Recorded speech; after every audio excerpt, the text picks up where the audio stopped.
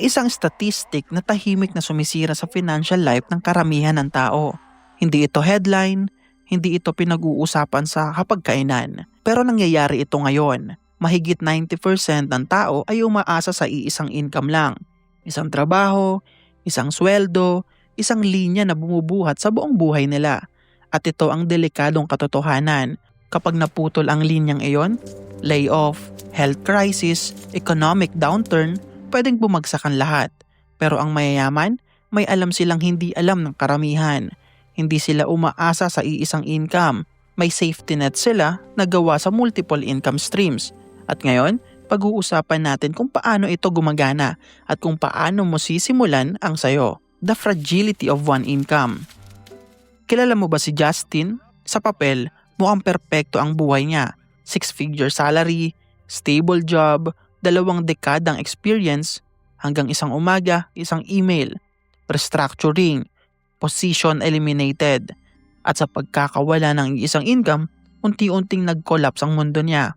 Savings, 3 buwan lang. Mortgage, tuloy pa rin. Stress, sumabog. Sa loob ng 1 taon, naubos ang retirement fund. Nasira ang relasyon. Back to zero. Ito ang realidad ng financial fragility. Tahimik, common pero brutal. Income redundancy. Ngayon tingnan natin ang kabaliktaran. Si Lucas, parehong 6-figure job. Pero may ginawa siyang kakaiba. May side consulting siya. 30,000 per month. May rental income na 5,000 per month. May maliit na online course na nagkakahalaga ng 3,000 per month. Nang mawala ang trabaho niya? Oo, nakakatakot. Pero hindi nawala ang income niya. May pumapasok pa rin pera sa kanya buwan-buwan. Hindi siya nagpanic. Strategy mode. Yan ang tinatawag na income redundancy. May simpleng mindset ang financial secure na tao. Ang isang income ay risk. Ang multiple income ay strategy. Merong 4 na uri ng income. Active income, trabaho, sweldo, time for money. Predictable pero fragile. Kapag tumigil ka, tumitigil ang pera. Ang passive income naman ay income habang natutulog ka. Rentals, dividends, digital products.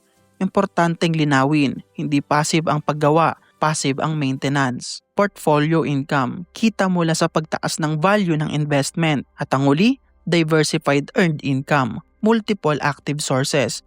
Halimbawa, freelancer na may 5 clients, imbis na employee na may isang employer. Hindi sila pumipili ng isa, binubuo nila ang kombinasyon. Simple example, isang teacher na kumikita ng 350 per year. Dagdagan ng tutoring plus 3,000 per month. Mag-invest sa dividend portfolio, eventually, bumili ng rental property. Hindi na siya dependent sa iisang sistema. Hindi magic ang laki ng income. Magic ang structure. Si Nina, marketing manager, 40K per month. Standard middle class life. Hanggang isang araw, inaudit niya ang sarili niya. May skill pala siya sa social media. Nag-side consulting, isang client, 2, 3. After 2 years, nakaipon na siya ng mas malaki. Ang next move ay investing. Nag-invest siya ng 10,000 per month sa low-cost index fund. Hindi exciting, hindi dramatic, consistent. After 10 years, may mahuhugot siya. At iyon ang nagsimulang gumawa ng passive income, rental property. Nag-ipon, bumili ng property. Mukhang maliit, pero tingnan ang structure. Consulting income, investment income, rental income. Hindi lang pera ang nagbabago, isip ang nagbabago. Kapag alam mong may fallback ka, mas consistent ka, mas creative ka, hindi ka desperado. Ang taong may isang income, negotiating from fear.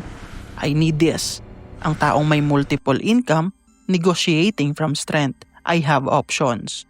Ang mayayaman, hindi lang nagtatayo ng pera. Nagtatayo sila ng mental security. Hindi mo kailangang maging mayaman. Hindi mo kailangang maging lucky. Hindi mo kailangang mag-quit ng trabaho. Kailangan mo lang systematic plus patience. Simulan mo sa isa. Side skill, maliit na investment, extra monetization. Ang tunay na goal ay hindi lang mas malaking kita.